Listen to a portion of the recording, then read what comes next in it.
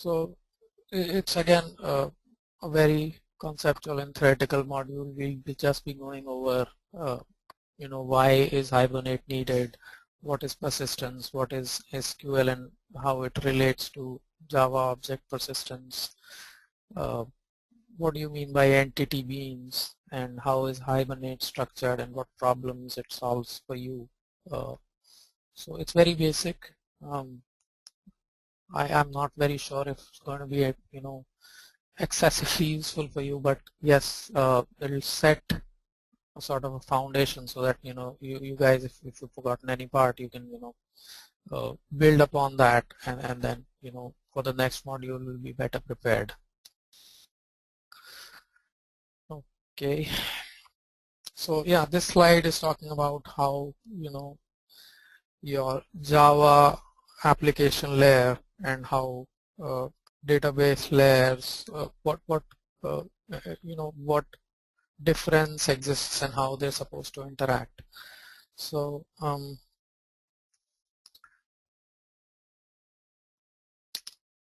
you can just go through that. It's just talking about how they work differently, and they need a layer in the middle so that their difference in format and structure of data that they have, it could be rationalized and used via that layer. So ORM is that layer that we're talking about, object relational manager. Essentially what it's going to be doing is Java, which is entirely object based, and your database, which is relational, as in it talks of data in terms of relations, how both of them are going to be talking to each other using we need to have in the manager is a way to map a set of data that exists in Java objects to the data that can be there in your RDBMS. So that mapping is one of the core features that manager is going to provide. And then there's this problem that Java is just one specification language, and there are multiple types, in fact not types, actually multiple flavors specific to each vendor that databases have. Like so MySQL is one flavor of database, Oracle is one, SQL Server from Microsoft is one. One of the challenges is that there are multiple vendors that provide you a database system, and our objective is that our Java application should work with any of them without any changes. So again, the ORM provides an abstraction that allows Java to work with various vendors that provide you a database solution. Again, all these vendors, they are not entirely different, as they support standard set of features that a database provides, but there are some slight differences in terms of how they compile their interfaces from the SQL that is generated, and the level of support that they have for various SQL features. So all of them need to be abstracted out, so your Java applications not having to deal with those differences. It just works with the ORM, and the ORM takes care of all those diversities.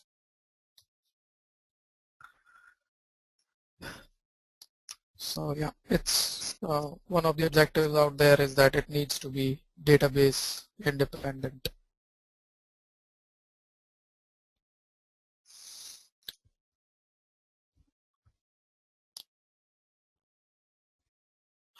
Okay, so Hibernate started out around now 14 years back in 2001 by a person called Gavin King. So at that time, EJB and EJB version 2 specifically was what was the most important technology that was solving business problems through Java platform. So there was with EJB2 there was a very increased, a largely increased set of complexities that a developer had to face. With EJB2 you had to have 4 sets of interfaces, and then the specs, they were very intrusive, specifications, they were very intrusive, and they needed to be, your own code needed to follow a very strict set of specifications, and a lot of implementation of interfaces and guidelines that needed to be there in configuration for EJB2s to work for your business solution. So from the RDBMS side, it was thought that there needs to be a solution that's independent and non-intrusive, as in it should not intrude into your business code, and it should also solve the RDBMS independence problem. So Hibernate was conceptualized. It provided support for mapping. It provided support for diverse vendors, one abstraction. It provided support for a unified language that dealt with all kinds of databases. So it was something essentially there to keep business logic unaware of the RDBMS side, essentially demarcating the layer, RDBMS persistence layer, from your business logic.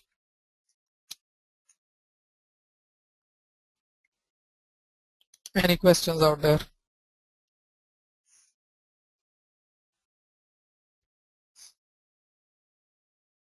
All right, moving on.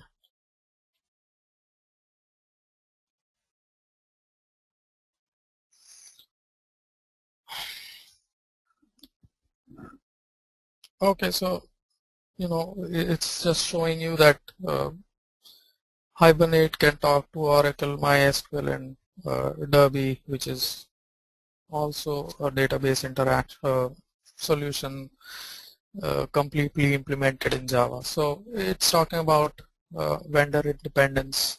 There's just one user interface and one Hibernate instance that can talk to all kinds of databases for you.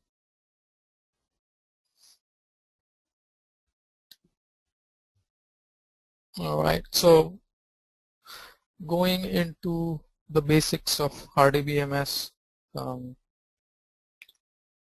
So we all know data are a set of facts, and information can be derived from those set of facts, and to be available as an input to that information logic, data has to be structured and formatted in a certain way, so calculations and statistical analysis can be performed on it. And okay, it's saying what a database is. So a database, it's actually formally providing you a way to store data in a very standard, consistent, and optimal way. So if you, I'm sure you all have worked on databases, Oracle, MySQL.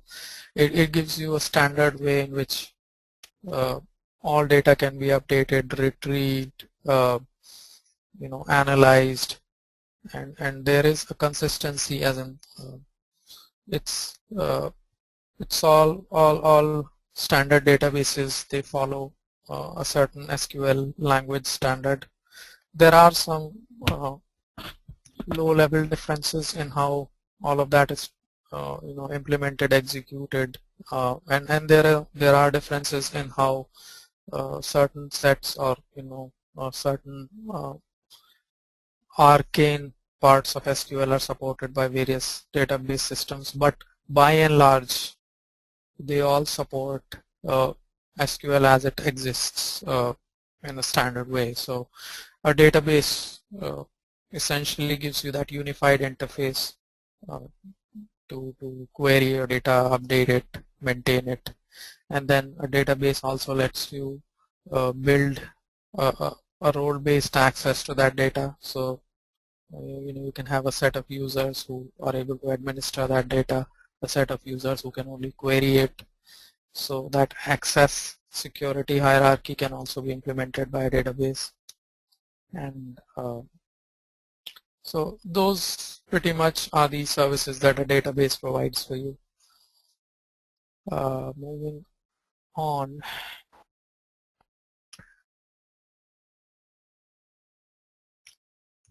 Yeah, so this is again, database constraints are something that RDBMS users constantly have or constantly utilize for structuring that data and constraining its values and structuring it according to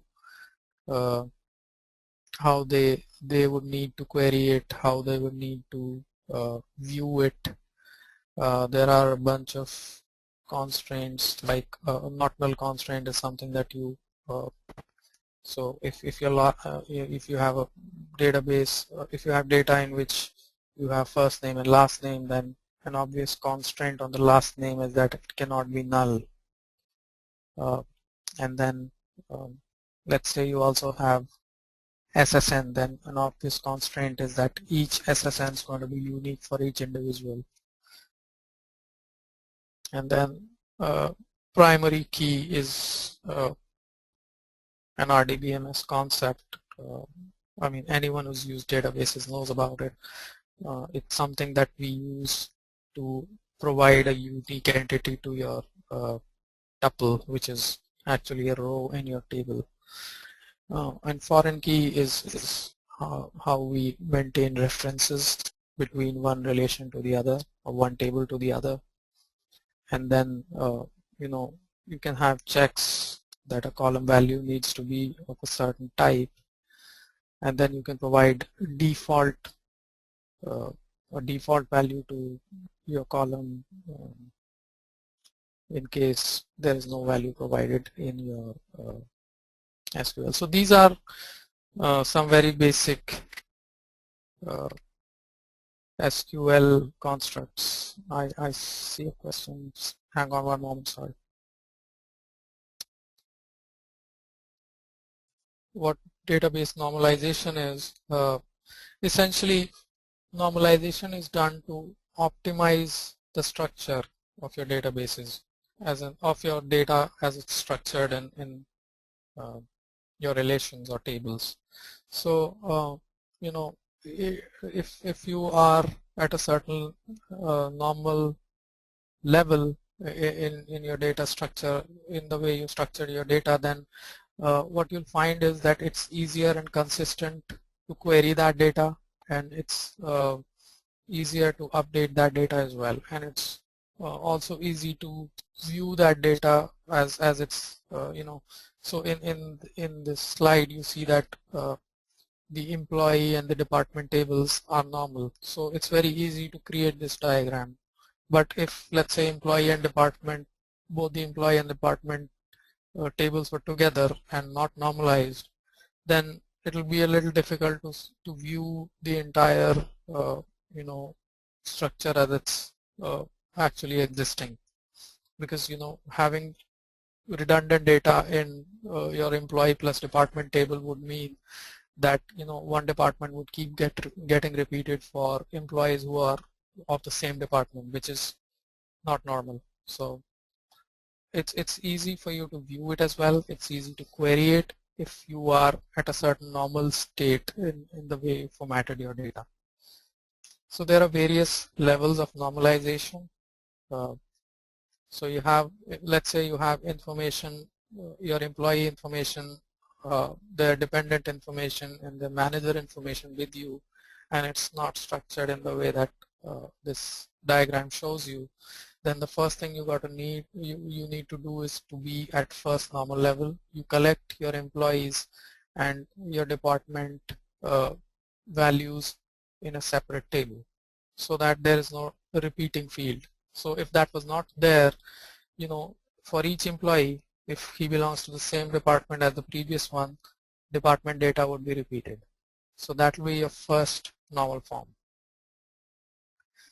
The second one is talking about having a unique field present as an employee ID department code, which identifies your entire set of rows in your table or in your relation. So if you have one employee ID and it's different than the other one, then there is no ambiguity in terms of who those the two records are different, even if all the other fields are same. So let's say there's one individual,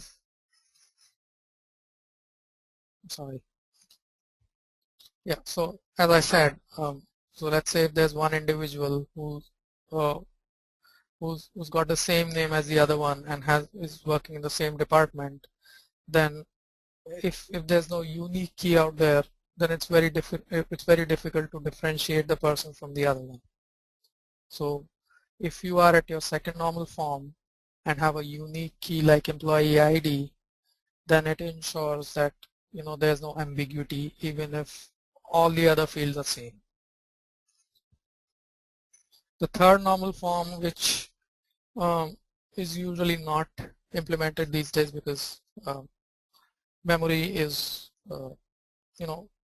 memory is not a constraint, so you can have redundant data, but performance is a constraint. So at the cost of performance, at the cost of memory, you increase performance, something that I'm going to talk about later. But third normal form is that none of the keys or none of the attributes or columns should depend on anything else than the primary data. So I can go in depth and give you an example, but at this point and in future modules, we will not be using third normal form. So it's something you can read about if you go into normalization in depth. Okay, and the last point is that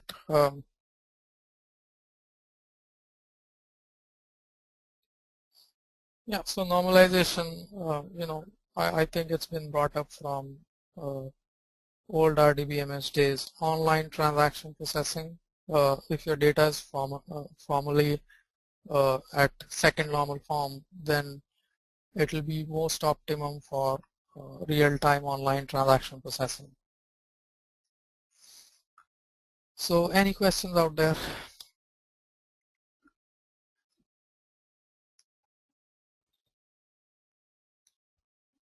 Okay, moving on.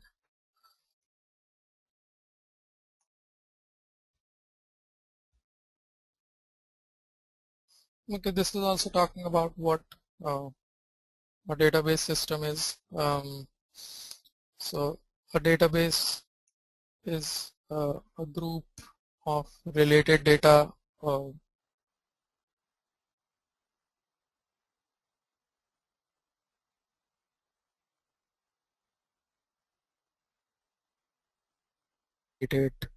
ability to have a security access around it. So at this point we're talking about persistence of data, which is where databases actually come in, which is what their core role is. That is, data needs to be persisted. By persisted, what we mean here is that it needs to survive application outage. It needs to survive database. Even if your database is brought down, it needs to survive. So essentially, it needs to be there either on your hard disk memory or on tape, or stored at a physical location to be called as persisted data, because it needs to survive the outage of the system. And a database is used to have this persistence service available to you.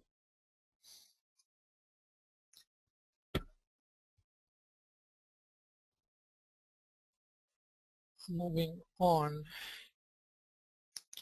So we've all worked with SQL. structured query language. It's actually an interface that databases provide for you to manage the data that you're going to store in your database. And at a high level, there are two flavors of the kind of SQL that you're going to be dealing with. One is data definition and the other is for data manipulation. So data definition essentially is saying how your data is going to be formatted, as in what are going to be your relations, what's going to be your schema. By schema I mean how does what attributes or what columns reside in what table, and how are they going to be referencing each other, and what are the types of each columns. So to be able to create that, manipulate that, there is a set of instructions that are provided by SQL, and they fall under data definition language. And parallelly, there's something called data manipulation language. So data manipulation deals with the actual data that resides in your schema, as in the values of those columns and how they can be updated, how they are retrieved and viewed. So the set of instructions to do those things fall under data manipulation. So we've all seen SQL is actually very English-like, as in when you say select, it's actually in English it's saying that you're supposed to select something from somewhere having this constraint, so where these things are true. So it's very English-like. So it was actually started as a structured English language by these folks, Donald D. Chamberlain and Raymond F. Boyce, and it was called SQL, which is structured English language, and then it came about as SQL, a standard interface for all of us to use. So an important fact out here is that each database vendor, Oracle or Microsoft SQL or MySQL for that matter, they have their own dialect of SQL. There are slight differences. So all basic functions perform the same way, but all arcane functions like let's say how you are partitioning your tables to view your data, or how your max counts are getting calculated. Those are some things that are different between databases, slight differences. So those differences are something that are implementation specific, and they are dialects that each vendor provides. Any questions out there?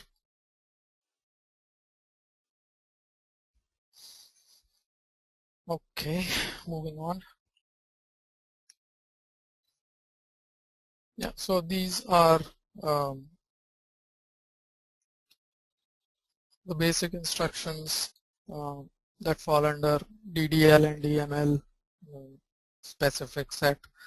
So as you see, DML is talking all about data and all about how we query that data, how we delete or update that data. Meanwhile, DDL is talking about creation of or alteration or dropping of objects, as in more specifically tables or views or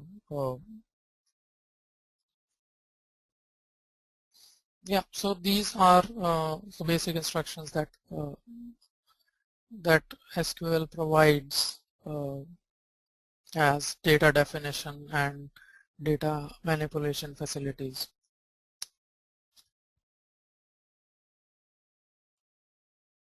moving on, so as I said, apart from just data, a database also lets you secure that data. So there are two other sections of SQL: data control and transaction control. So data control is actually there to help you manage your users and the privileges that users have. So there are situations where you don't want users to actually have the ability to delete tables, or you don't want the users to even have the ability to update a table, just have users read them. You can have that implementation using data control languages. So you're essentially what you're doing is either granting users privilege or revoking privileges. So there are just two commands that you can use to do that: grant and revoke. So transaction is something that we will be talking about heavily in the coming modules. A transaction is something that is actually a very basic business interaction, a very a constrained business interaction that encompasses update of one or more than one tables, or read or write of more than one sets of data that has to be done completely. So what I'm actually saying here is that let's say if you need to let's say you have to withdraw money from an account which is being maintained at the background in a table called accounts. So your transaction is going to be withdrawing. Your transaction is actually going to be updating of a row in that table and creating another entry in your transactions table which shows that you've actually done the withdrawal.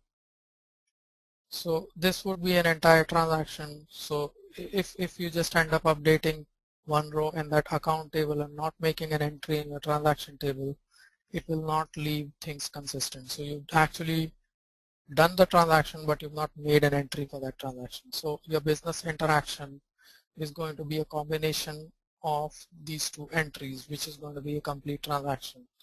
So a transaction has to ensure that whatever is comprising of a transaction has to complete for it to be successful. So let's say if you are unable to update the transaction entry in your transaction table, you will need to roll back, which is the technical term, actually not make that update that you made previously in your account table.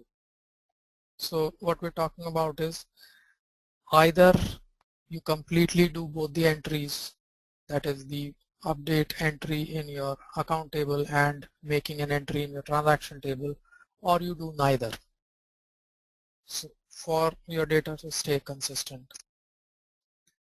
It's something that we call atomic, as in either it happens or it doesn't. It's one complete set of consistent operations through SQL interface, SQL instructions, and the way to do that is using the transaction control statements like commit, or having a save point, which is Oracle specific way to demarcate what a set of transaction statements are, or rollback, which is a way to say that your transaction cannot be completed and whatever's already been done needs to be rolled back. And set transaction is a way to define isolation level. So I'm not going into isolation level now, but it will be something we'll be talking about when we'll deal with transactions. So what is persistence? As I had just in one of the previous slides talked about, it's the ability of your data to survive a particular app lifecycle. So for example, if you have a Java application that saves, that registers users and saves the users information in some sort of a data repository, then that repository information that you've saved, it needs to survive even if your Java application registration process goes down and probably comes back up again, so that uh, it sees that same data that it finished with when it was going down. And databases are the most efficient way in which persistent data can be managed. And Java is one of the languages or one of the platforms that can be used to access that data and either view it or update it.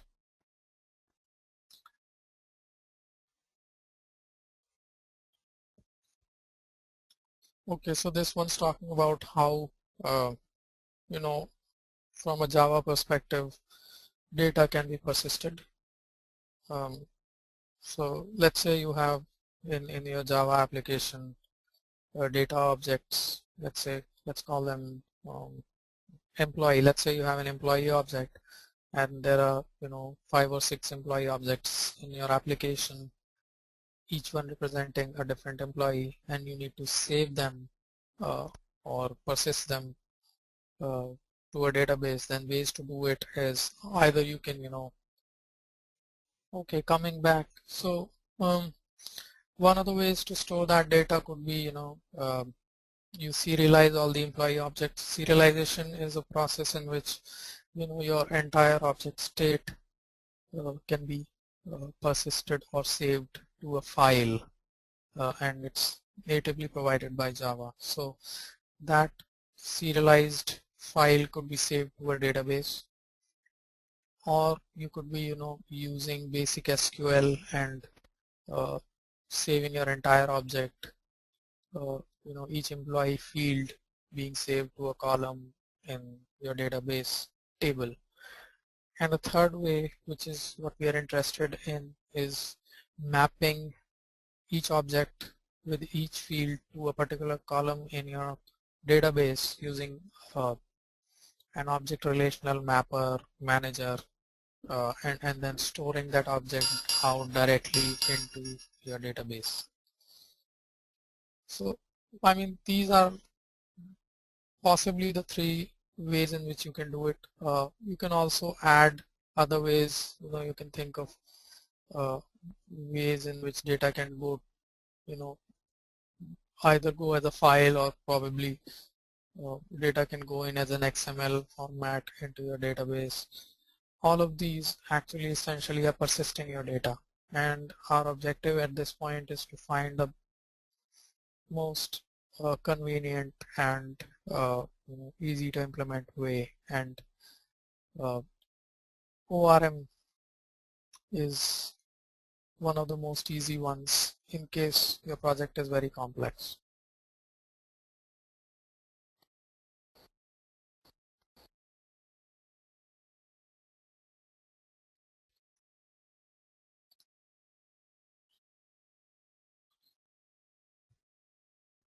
Okay, so now we've come to JPA, Java Persistence API. Essentially,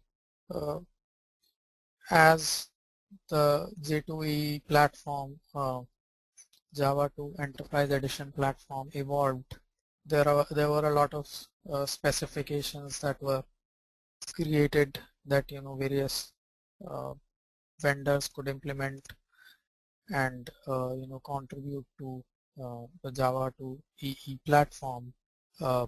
So I'm not sure if you guys are aware of the Java community process. It's essentially a way in which all influential members of the Java community get together and work on various ways to improve the Java platform. So various features in Java that you see that have come up in the later versions, they were a result of specifications that the community had come up with, and JPA is one of those specifications. So what actually was conceptualized was a way in which the problem of persistence of data could be abstracted out, so that vendors like Hibernate, vendors like Ibatis, vendors like Spring or EHCache or JBoss, they could have a way in which a uniform set of application interfaces could be provided to a developer that solves the persistence problem. So Java Persistence API is something that anyone who wants to develop an ORM has to implement to be acceptable as a standard ORM solution. And Hibernate is one of the solutions that implements Java Persistence API along with providing a lot of extra facilities around it. So the specification set is published as a Java community process, and you can take a look at JSR 220, which got the definition of each function that an implementer has to provide or a vendor has to provide to be compliant to the JPA specifications.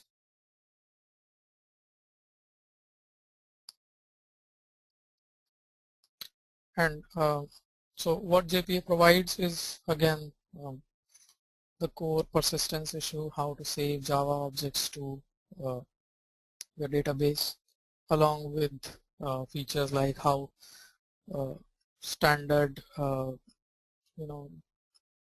object-oriented concepts can be translated to RDBMS concepts like inheritance or composition, how we can have a mapping for these kind of hierarchies to your RDBMS. So talking about JPA in detail, it actually gives you 4 facilities. So there is a persistence API which helps you save or persist or actually manage persisted objects. And then there is a query interface. There is a JPQL which abstracts out all the differences in SQL that various vendors provide. So all the dialect differences are being handled in the query language interface. And then there is a criteria API that lets you query your RDBMS and create your objects, Java objects, back from their persistent state in your RDBMS. And along with that, yes, it provides a way to map various object-oriented hierarchies like inheritance or associations or composition. Essentially, what an ORM aims to solve as a problem or as a challenge is the difference between object-oriented platform or an object-oriented implementation, Java language implementation, and the structure or the format that is mandated by an RDBMS. So at one end there is object orientation, and at the other end there is relation orientation. So you've got tables and columns and foreign keys and unique constraints and primary keys at one end, and you've got inheritance, polymorphism, you've got association, and you've got collections at the other end. So as an ORM, you're standing in the middle and you're supposed to connect both of these differing sets of use cases or different sets of formats into one consistent interface. So the way we're talking about object orientation out here is how it can be translated using SQL, the standard RDBMS interface, into the RDBMS format or the relational format.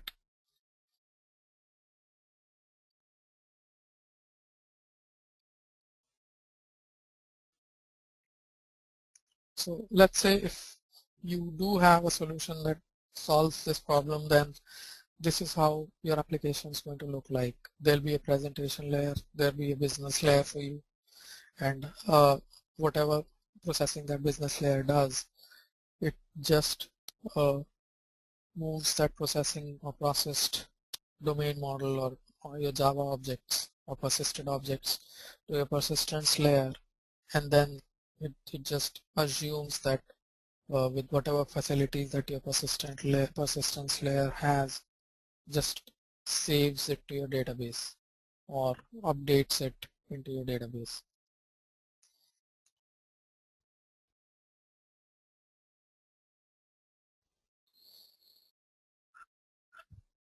So having said that, the essential problems or the set of challenges that ORM is going to solve, it provides a certain set of features that that are driven by that solution. So one of them is obviously how you can map a Java object to a relational format, and how you can query a particular once you persisted your object, how you can query its state back into your application. And then you have to ensure that all of that is transparent to your application. There's nothing that you need to specifically implement to ensure that persistence is carried out. And then it has to be transactional. It manages the basic RDBMS concept of transactions. So these are the core features that an ORM is expected to provide.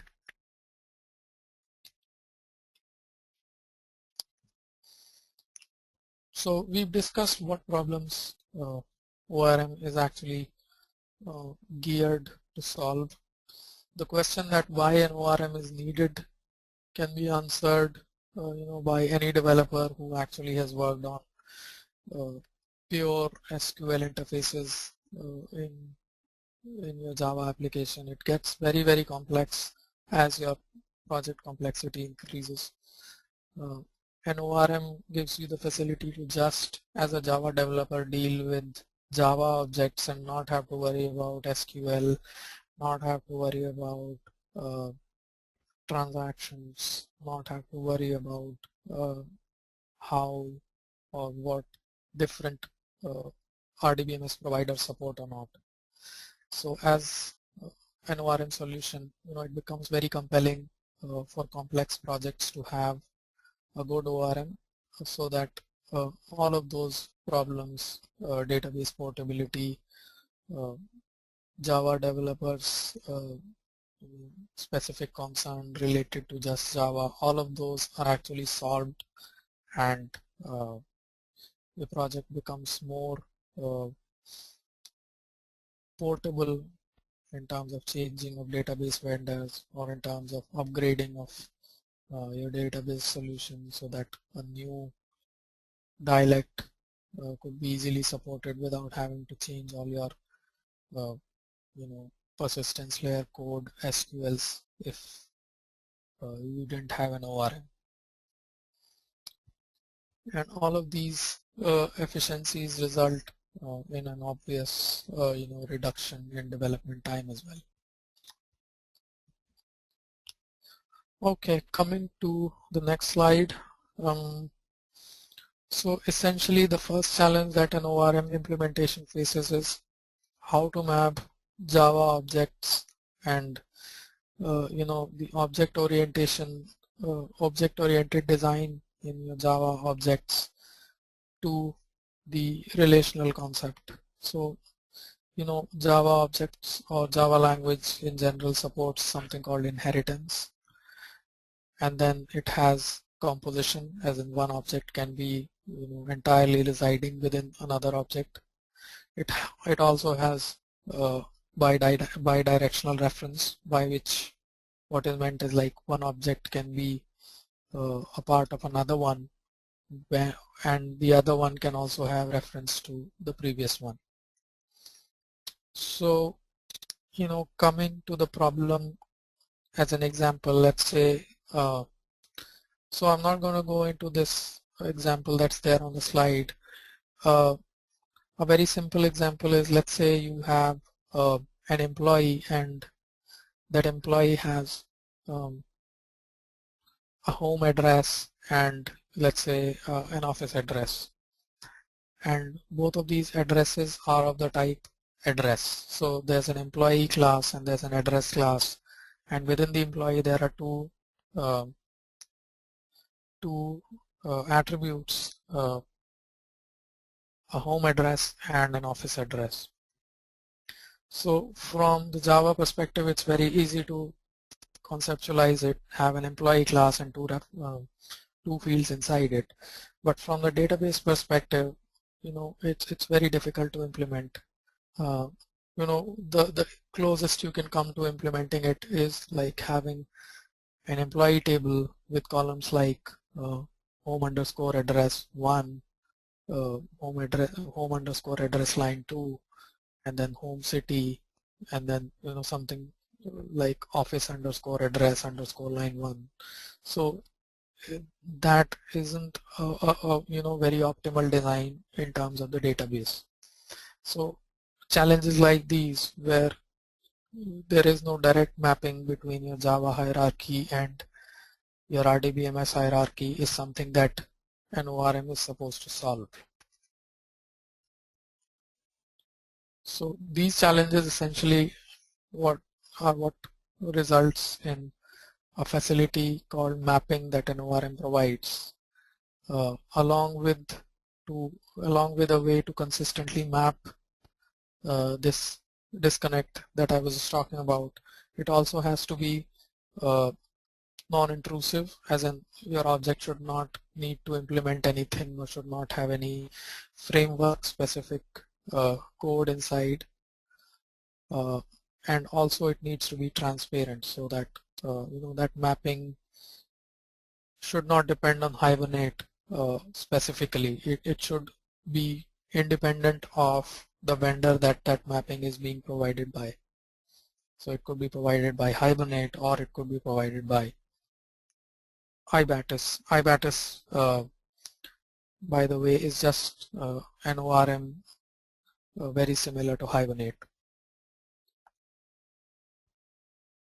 So any questions till now?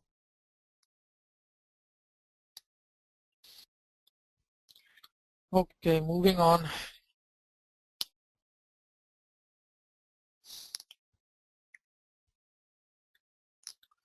So I'm not sure why they have an entity bean discussion out there. Entity beans are essentially something that EJBs have and support as data objects. So essentially, having an object that holds your data. So employee class that I was just talking about is crudely an entity bean. In a very complex project, an entity bean is going to be, let's say, an account. For example, in a banking project, your entity bean could be an account with a lot of references inside it to other entity beans like customer address, customer identification, all of them again being entity beans themselves. So it's something translated from a very basic Java object to a complex domain object that needs to be managed as a persistent object. not really very relevant to our discussion at this point.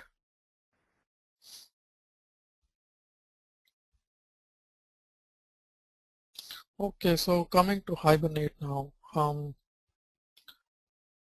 Hibernate is something that solves all the problems that we had discussed in relation to how a Java object needs to be mapped to a relational format. So Hibernate is actually aiming to provide you with a facility where you can not just map your Java objects to SQL databases, but do it transparently, disconnect problem that we just talked about. So those are some very essential features of an ORM, along with which Hibernate provides a vast set of other facilities that we will move on to and see. And along with that, of course, Hibernate is open source. So when you download Hibernate, it also gives you the source code and a way to build it. Coming back, we were talking about impedance match, which is in terms of relevance to us is the difference between the Java platform and how it allows us to have features like object-oriented features like inheritance, composition, and how we can translate that to the relational concept. So, and apart from these structural differences, we have differences in the types, as in Java. We have something called a date, which might not directly translate to the timestamp that we have in Oracle. So there is a set of differences within different vendors, database vendors, in terms of the type systems they support and how they can be mapped to their counterparts in Java. And then there are differences in the sets of operators that SQL language provides, differences within vendors, and the obvious differences between SQL and how Java logic can handle those operators. So all of these differences constitute something called an impedance mismatch, where your application is not directly and coherently being mapped to your persistence repository. So this impedance mismatch is what is being solved by a ORM. Again, this is talking about how objects and their counterpart database structures are going to look like. It's a little complex out here. It's essentially talking about how, let's say, a particular object has a reference to another one, then how does this situation translate into your RDBMS schema, and how you implement this in your tables. Similarly, apart from this reference problem that I was talking about earlier as well in terms of employee and address, there is this problem of inheritance. So for example, there is an employee class and a specific kind of employee called contractor that extends the employee class.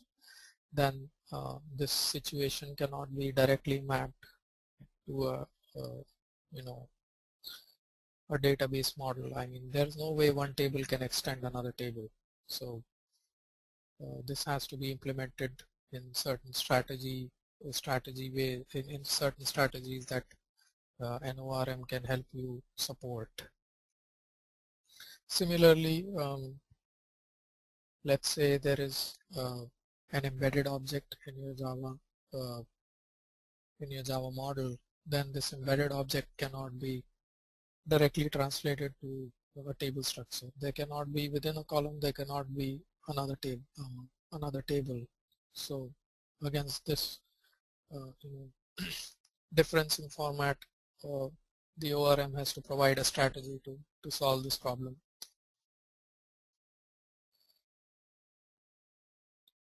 So a couple of solutions are possible here.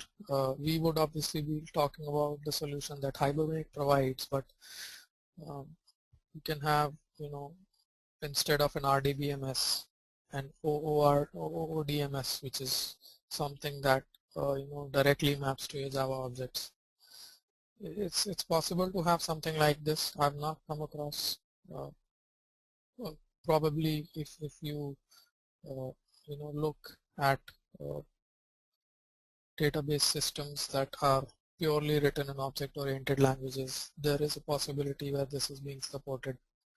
I've not come across a situation like this yet. You can have something like XML databases. So how? With XML, it's very easy to translate Java object to an XML structure. And if you have a way in which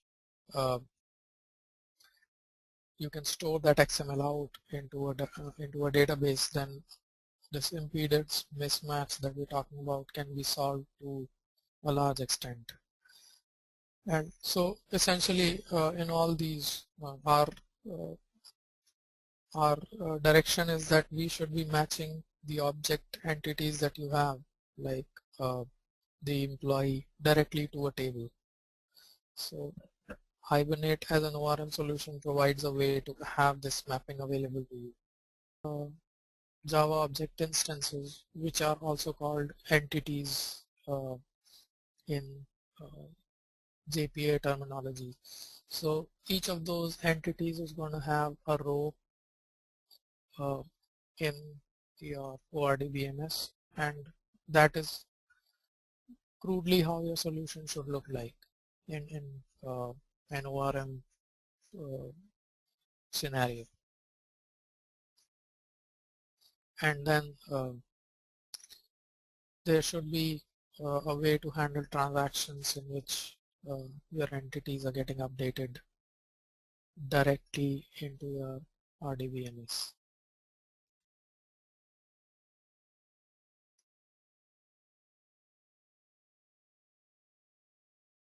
And of course, your ORMS solution should be transparent to your Java application.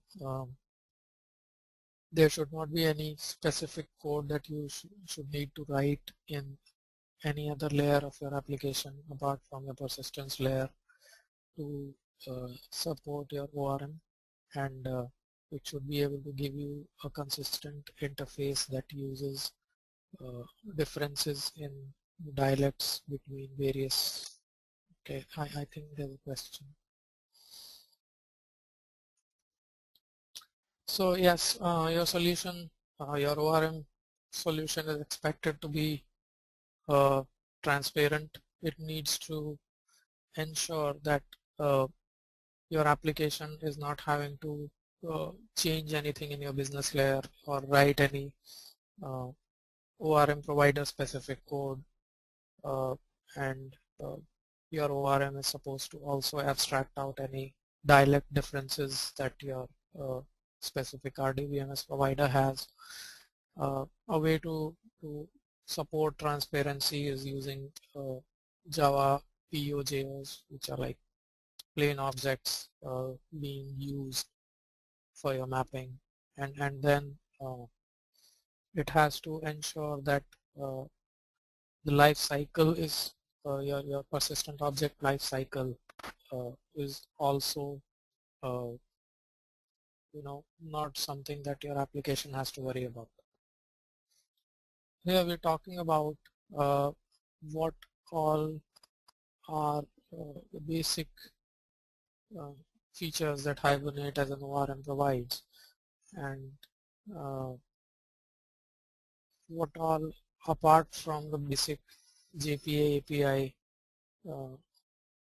does it give you as an RDBMS solution.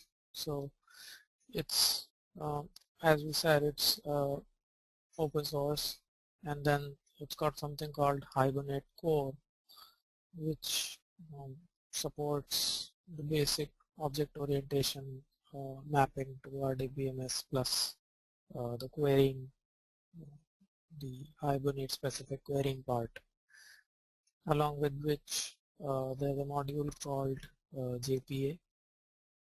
It's something that it directly uses as it's provided by J2EE specifications from Sun, and there is a module called Hibernate Search, which gives you a very convenient set of APIs for implementing search on your domain model. So domain model is something that you implement as the model part of your object of your project. So let's say if your project deals with banking, then your domain model will have entities like account, entities like customer, entities like transactions, and each of them is going to be connected to each other. For example, a customer will have an account, and it will also have a reference to the transactions list for the list of transactions that customer has made. So alright, so yeah, there is a search module and there is a validations module which lets you create your own set of validation rules, along with which there is obviously support for updates to multiple databases, or querying and combining results from multiple databases using something called Hibernate shards. So it's one of the later features that Hibernate provides. Okay, this is a structure of how your application that uses Hibernate is going to look like. So your application is going to have a business layer, which is actually just within this application block, and it's going to have some certain persistent objects, which is your domain model, and it's going to be passed on to your persistence layer, which is your Hibernate, which is going to have those mappings that will translate it to your database. So this is a very logical structure, and most of the applications are actually structured like this.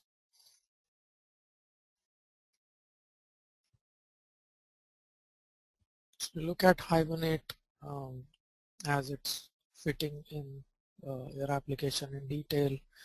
There are some things called transient objects, which are created in your business layer as it processes inputs from the users, and those transient objects are translated to persistent objects using various Hibernate API sets, and then they are persisted into your database. So essentially your persistence layer, if you break it down, is consisting of something called a session factory, which is a representation of your database, and underlying the session factory is something that we will not directly use, but is something that manages transactions called the transaction factory, and a set of connection provider implementations, which are actually low-level connections to your database.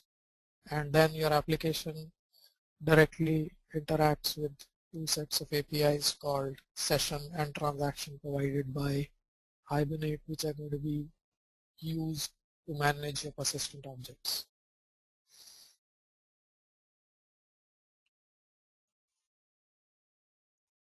So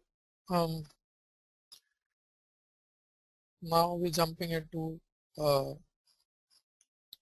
ORM specific terminologies. The last diagram had something called transient objects. A transient object is something that your application creates, which is then ready to be persisted to your RDBMS. So for example, if you register an employee and you have in your model a class called employee, then your business layer is going to create an object of that class using new employee and then set values for all the fields and that employee and then pass it to your Hibernate specific APIs to be persisted. So when your business layer creates a new object of employee and populates it with inputs that are arriving from your user interface, then that state of that object is transient. It's possible that it might not be persisted or it's possible that it will actually be persisted. So it's called transient depending on whether it actually is passed on by a business logic to your persistence layer. Sorry, let's go back. So the moment this transient object is actually passed on to a specific API called session, it becomes a persisted object. And any changes to this object before it's actually persisted are not reflected in your RDBMS. So the expectation is that the moment your object becomes persistent, any changes that your business layer makes to this persistent object are automatically through the mapping that you've actually configured, automatically communicated to the RDBMS. So this is one of the very basic advantages that your RDBMS is going to provide, your ORM is going to provide you, that once you are able to successfully map your RDBMS to a Java object, then any changes that you make to that object are transparently being communicated to your RDBMS without you having to write any SQL, execute any code. So coming back, persistent objects is again an ORM specific term for objects that that are actually being managed by your ORM. So once you create a transient object and pass it to your persistence layer, it becomes persistent and it starts being directly viewed as a row in your database. So any changes that you make to your persistent object is actually for your ORM an instruction to make the same change in that particular column in your RDBMS.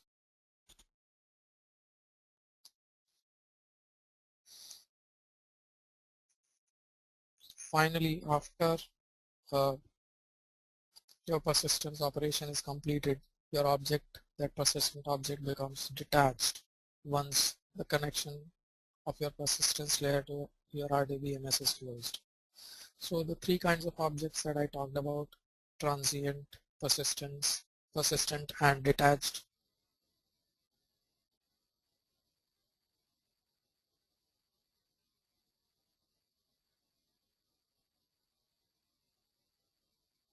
when you're using an ORM.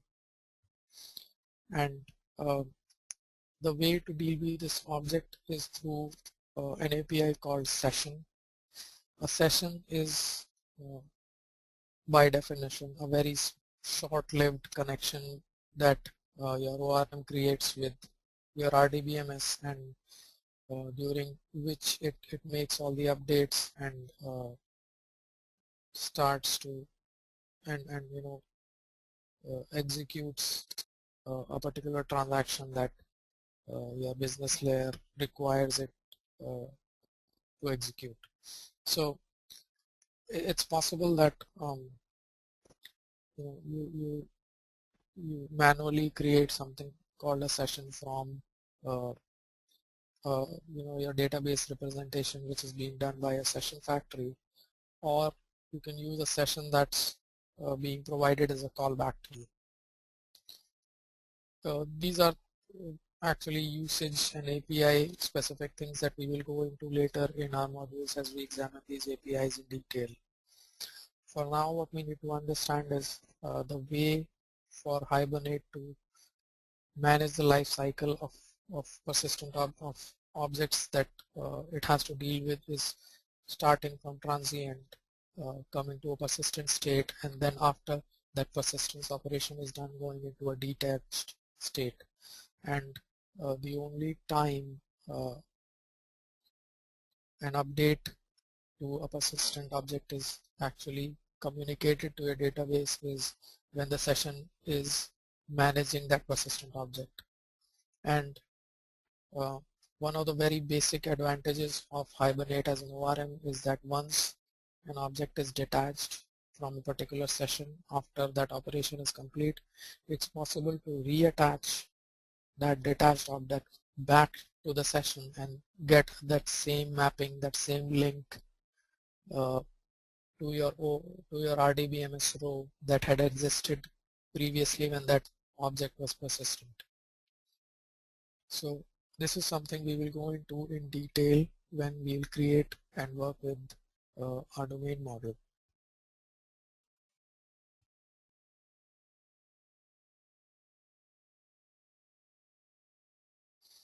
So any questions till now?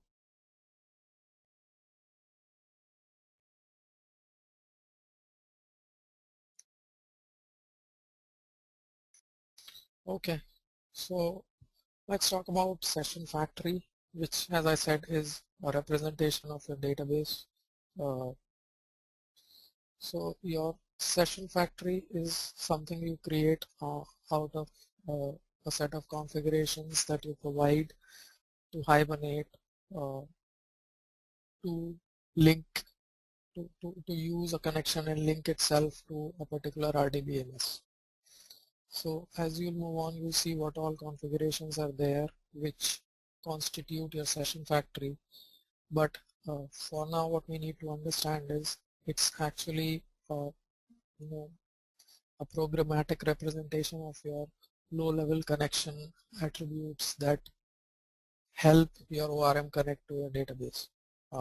And since it's expected that during your application runtime, none of these are actually supposed to change. So it's effectively an immutable object, and it can work with multiple threads. So since nothing's changing, so it's obviously thread safe, and it's actually using the underlying connection provider to give an ability to your ARM to create sessions and talk to the database and manage the closure of those sessions and cleanup operations and everything.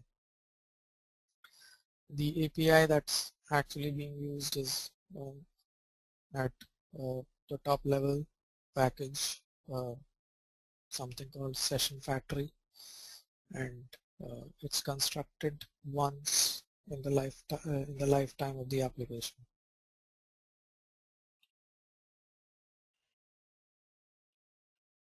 So a transaction factory is something that the application doesn't directly use, but a transaction factory is used to create an API called transaction, and transaction is something very basic that is used by your business layer to manage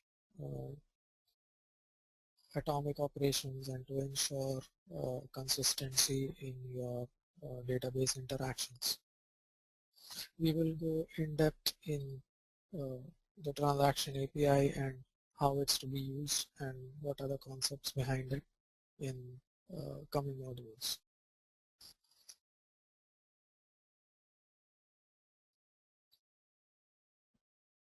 So we had discussed a bit about what transaction is earlier. Out here is just showing that in a diagram. So a transaction can have a couple of operations, let's say O1, O2, O3, then a transaction is completed if all O1, O2, and O3 commit are successfully executed, and a transaction is rolled back if any one of these three fails. So for example, if your O1 succeeds and O2 fails, then your O1 has to be rolled back, because what you want is the state to be consistent before and after your transaction. So it could either be your RDBMS and your ORM managed state would either be in the initial state of the transaction or the final state. It has to be atomic and cannot be in any intermediate states. And there is a relation between the transaction that this transaction API that Hibernate provides and the session API. It's possible that one session can create more than one transactions, and it's possible that one transaction can be long-lived and span multiple sessions. The detail of which is a use case we will go into in one of the modules.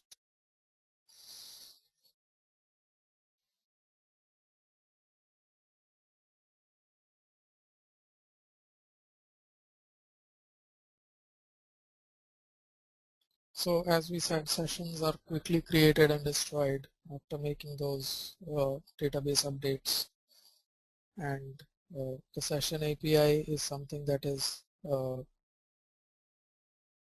very basic API that's used for transforming persistence objects to RDBMS, and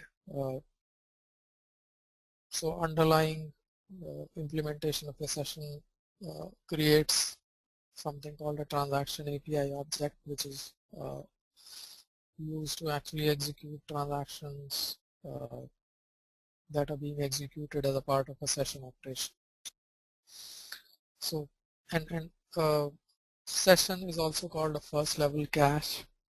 Caching is something that we will go into as one of the facilities being provided by an ORM, and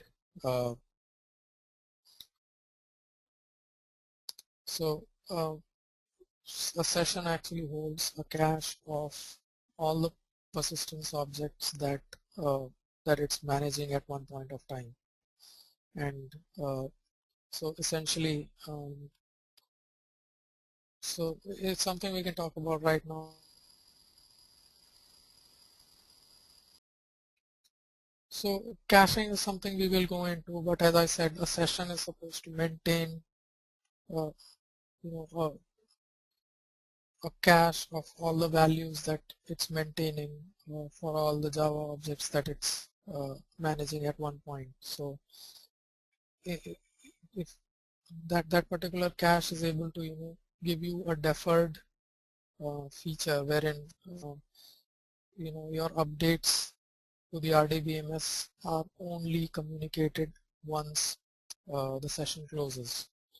So it provides an optimization that we will examine later on, wherein your database interactions are reduced, so that in a particular session, if there are multiple updates to your Java object, then only the final update is being communicated to your RDBMS, so that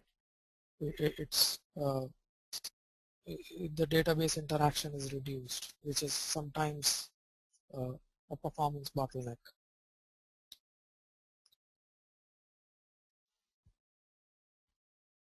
So a connection provider is a low-level set of APIs, essentially the driver and its implementation of a connection pool that interacts with your session factory to give you a handle of the connection that your Hibernate is going to be using for creating sessions.